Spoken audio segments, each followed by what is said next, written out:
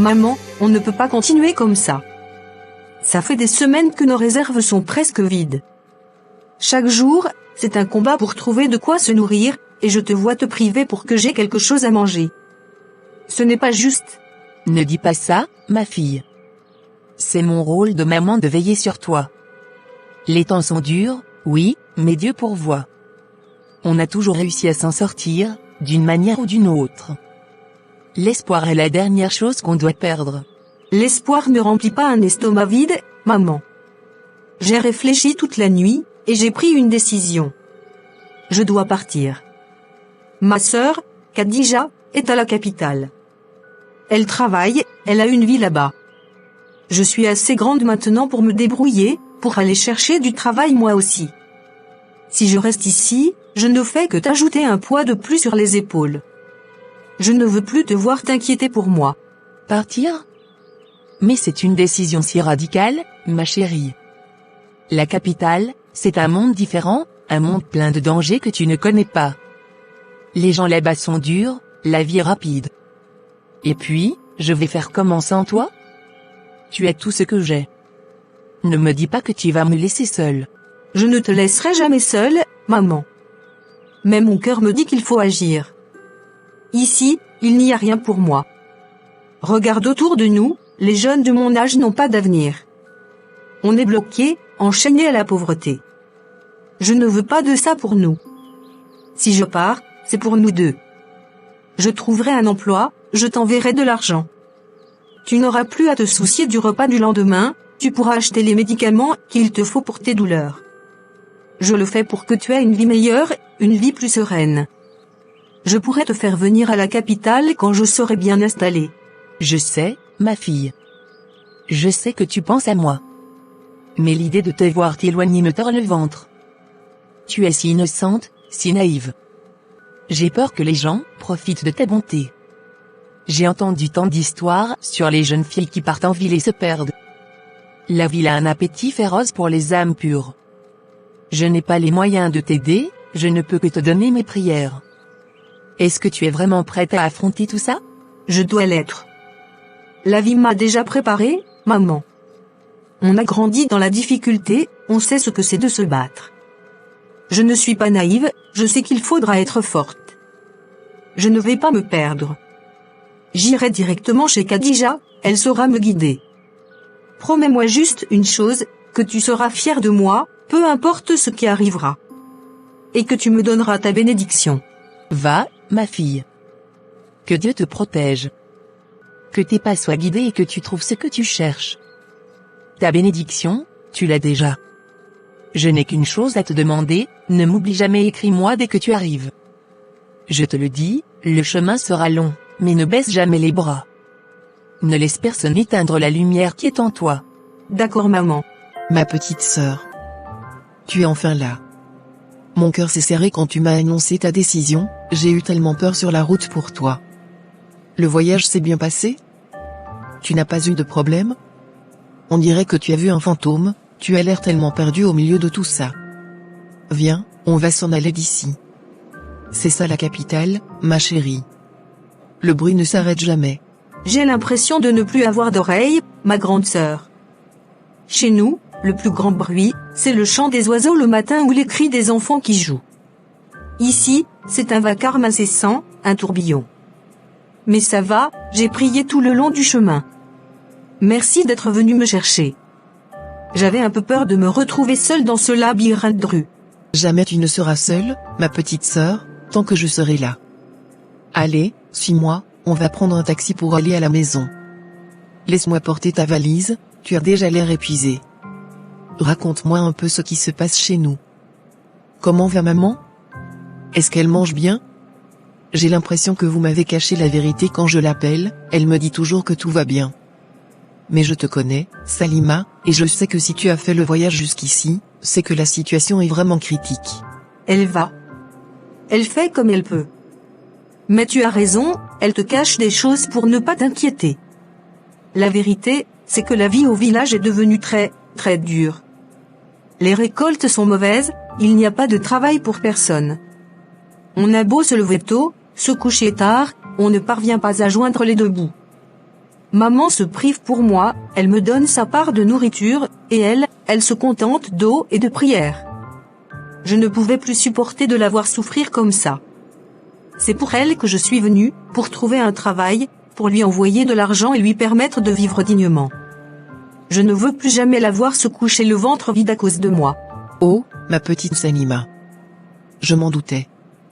Je savais que la situation était grave, mais je ne pensais pas que c'était à ce point. Tu as bien fait de venir, vraiment. Il ne faut jamais hésiter à chercher une vie meilleure quand on en a l'occasion. Il faut se battre pour ses rêves. Je ne t'ai rien dit pour ne pas te donner de faux espoirs, mais j'ai une petite idée pour toi. Je ne peux pas te garantir la richesse du jour au lendemain, mais il y a une opportunité qui pourrait te convenir.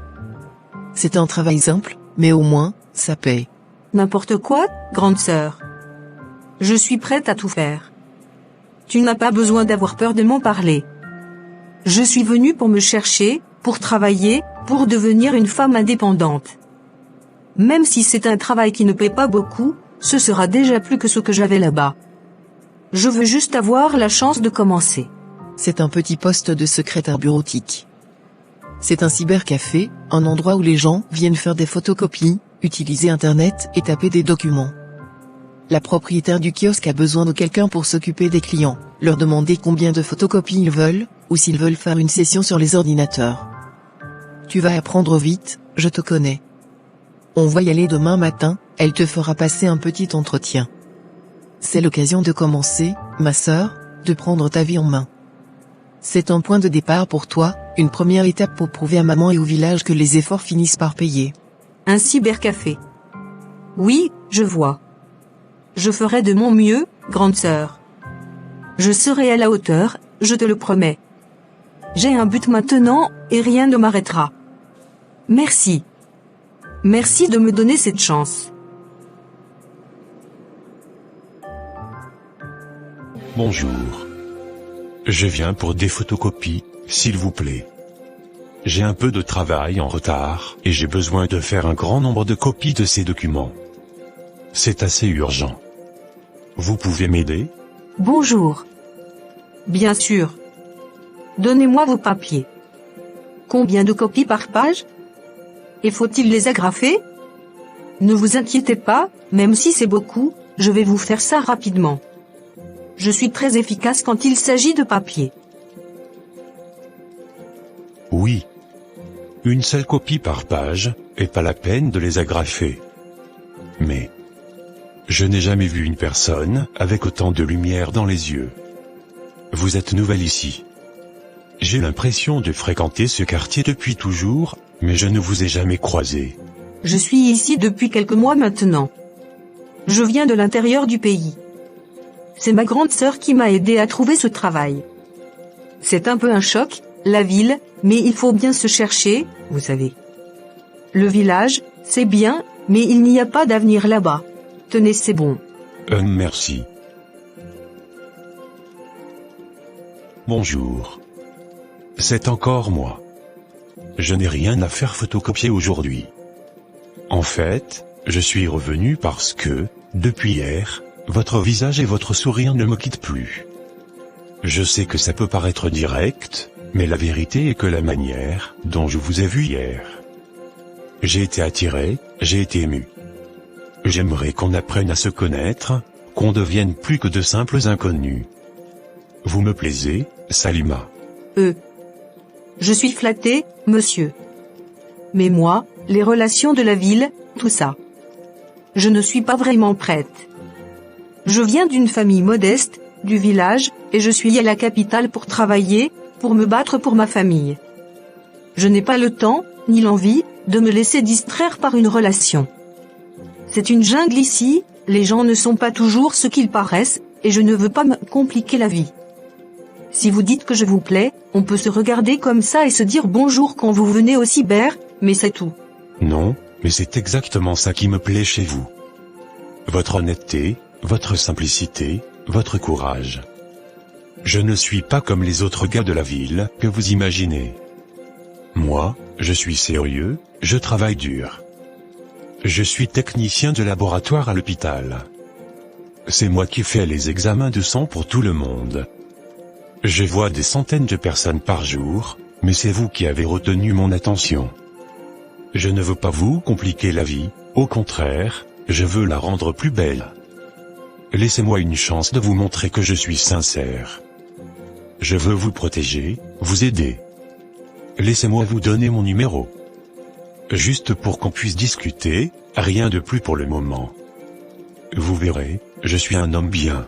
D'accord. Donnez-moi votre numéro. Je ne promets rien, mais on va se parler. On verra ce que le destin nous réserve. Mais je vous le dis tout de suite, je suis là pour me chercher et pas pour m'amuser. C'est parfait.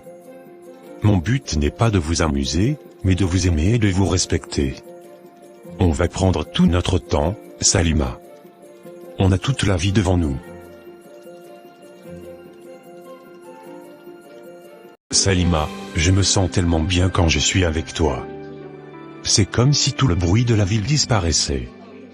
Les semaines ont passé depuis qu'on s'est rencontrés, et je me sens tellement proche de toi.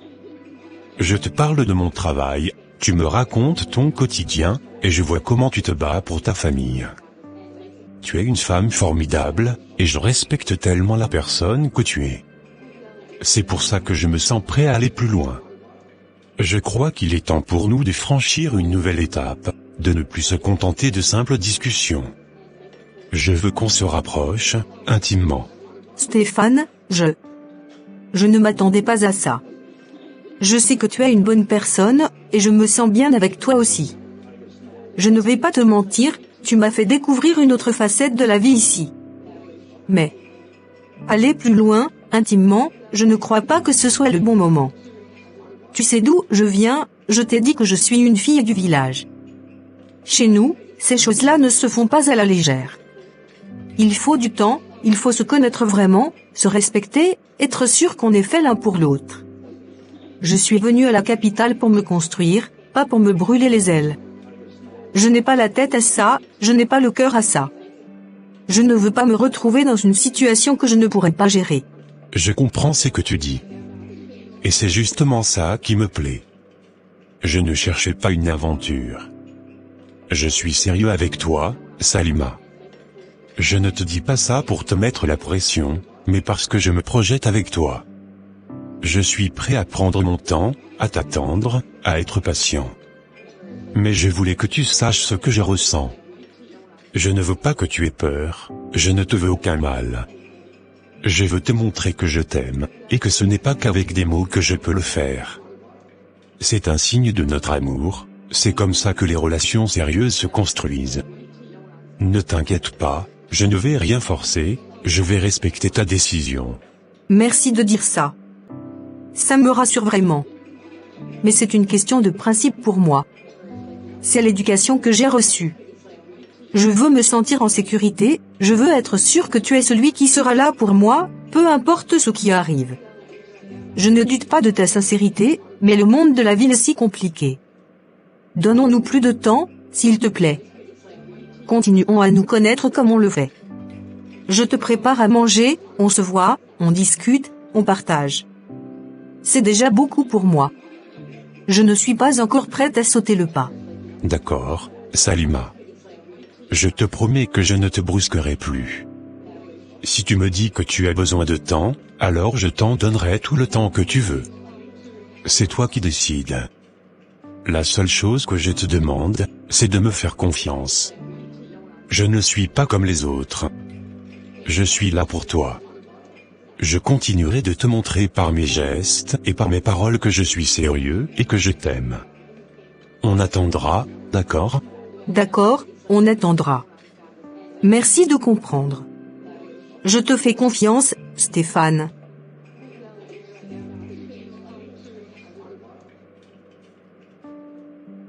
Salima, il faut que je te parle. J'ai eu une nouvelle aujourd'hui au travail. Une mission de l'hôpital m'envoie dans un village reculé. Ça va durer 3 mois. 3 longs mois. Je ne serai pas là, et je ne pourrai pas t'appeler tous les jours comme on le fait. Je vais me sentir si seul là-bas, loin de toi. 3 mois ? C'est long, Stéphane. Mais pourquoi tu dois partir si loin ? Et pourquoi si longtemps? Tu vas me manquer. On va faire comment? Je sais, ma chérie. C'est un sacrifice pour ma carrière. C'est l'opportunité de ma vie, une chance de monter en grade, de devenir un grand homme pour ma famille. Et pour nous, Salima. C'est pour notre avenir. Mais c'est pour ça que je t'ai demandé de venir. Je ne peux pas partir comme ça sans qu'on ait partagé quelque chose de plus fort, quelque chose de plus intime. Ça fait des mois qu'on est ensemble, tu m'apportes la nourriture, on se parle, on se soutient. Tu es ma copine. Je t'ai demandé d'attendre, et j'ai attendu, mais maintenant je dois partir. Stéphane, je ne sais pas. On en a déjà parlé. Je ne suis pas prête pour ça.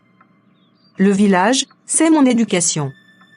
Je ne veux pas le regretter, je ne veux pas que tu me vois comme une de ces filles de la ville.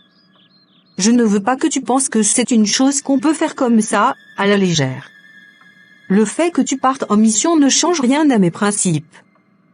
Je t'ai dit que je me réservais pour une relation sérieuse, pas pour une aventure.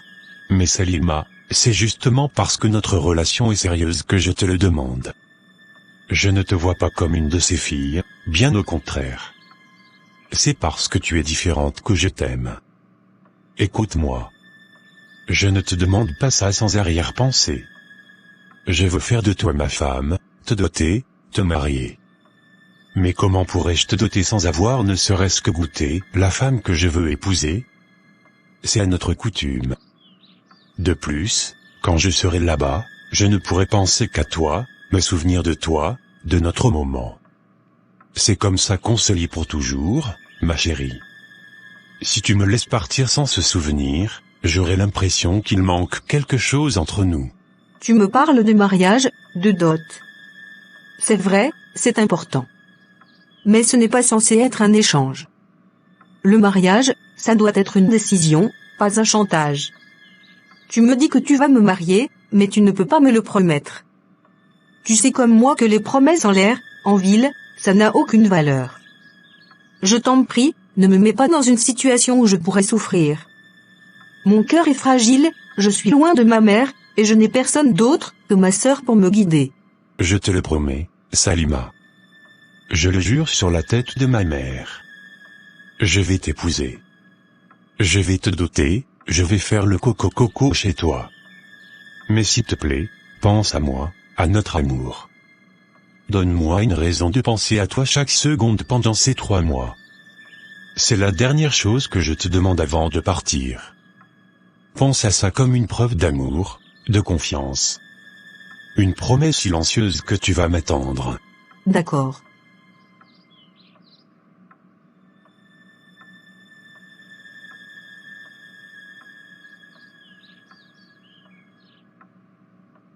Stéphane? C'est Salima. Je t'appelle parce que je dois te parler. Ça fait longtemps que j'essaie de te joindre, mais le réseau ne passe pas. Je sais que tu es en mission, mais c'est important. Salima. C'est bon de t'entendre. Oui, le réseau ici, c'est la galère. Je suis en plein milieu de nulle part, il n'y a rien. La vie est dure, je ne te mens pas. Je travaille beaucoup. Mais je pense à toi. Je suis en mission pour nous deux, pour notre avenir. Ne t'inquiète pas, je vais bientôt rentrer. Pourquoi tu m'appelles comme ça? Tu as l'air stressé? Il s'est passé quelque chose? Oui. Il s'est passé quelque chose, Stéphane. C'est quelque chose qui nous concerne tous les deux. Je suis tombée enceinte. Je viens de faire le test et c'est positif. On va avoir un bébé, tous les deux. Je sais que ce n'est pas le plan, que c'est trop tôt, mais c'est arrivé. Tu te rappelles ce qu'on s'est dit? Que tu allais me marier, me doter? Ça, c'est la preuve que notre amour est réel. Je ne voulais pas te le dire au téléphone, mais je ne pouvais pas attendre plus. Tu es sûr de ce que tu dis, Salima? Un mois. Déjà? Tu as bien fait les examens, tu as bien vérifié? La mission, c'est pour 3 mois. Tu es sûr? Un bébé. D'accord. Écoute, ce n'est pas un problème. il faut le garder. C'est notre enfant, le fruit de notre amour. Ne t'inquiète pas, je vais m'en occuper.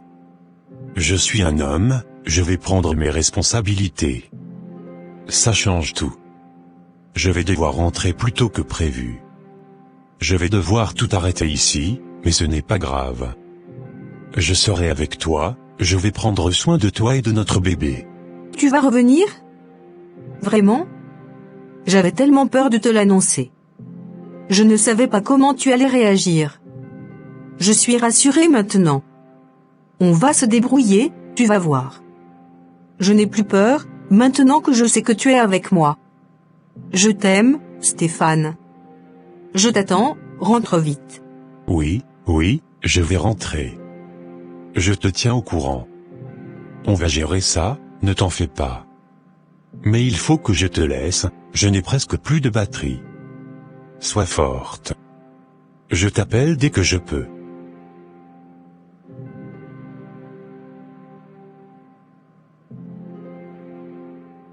Stéphane. Tu es de retour. Je n'arrive pas à y croire. Je t'attendais pour 3 mois, non? Et tu es déjà là. Tu es venu pour nous, pour le bébé. C'est un grand pas que tu as fait pour nous. Je suis tellement contente de te voir. On va s'en sortir, tu vas voir. On va s'en occuper, tous les deux. Oui, je suis de retour. J'ai écourté la mission. Je suis rentré pour parler de ça. La grossesse. Je ne sais pas comment te le dire, mais je ne suis pas prêt. Et honnêtement, je ne crois pas que cet enfant soit de moi. Comment ça, tu n'es pas prêt? Comment ça, l'enfant n'est pas de toi? Tu te souviens de ce que tu m'as dit? Je ne peux pas partir sans avoir goûté la femme que je veux épouser. Tu m'as supplié, tu as insisté. C'est à cause de toi que je me suis retrouvée dans cette situation. Et maintenant, tu reviens et tu me dis ça? Et les 3 mois, qu'est-ce qui s'est passé? Tu étais censé rester en mission. Pourquoi tu es revenu si vite? C'est parce que j'ai annoncé la grossesse? Calme-toi, Salima. Ce n'est pas de ça que je parle. La mission, ce n'était pas la peine de la continuer. Moi, je ne suis pas prêt pour un enfant. Je suis jeune, j'ai toute la vie devant moi, et un bébé. Ce n'est pas dans mes plans. Je t'ai peut-être dit ça pour te convaincre, mais je ne peux pas assumer une telle responsabilité. Tu es une fille du village, tu ne peux pas comprendre. Les choses ne sont pas aussi simples en ville.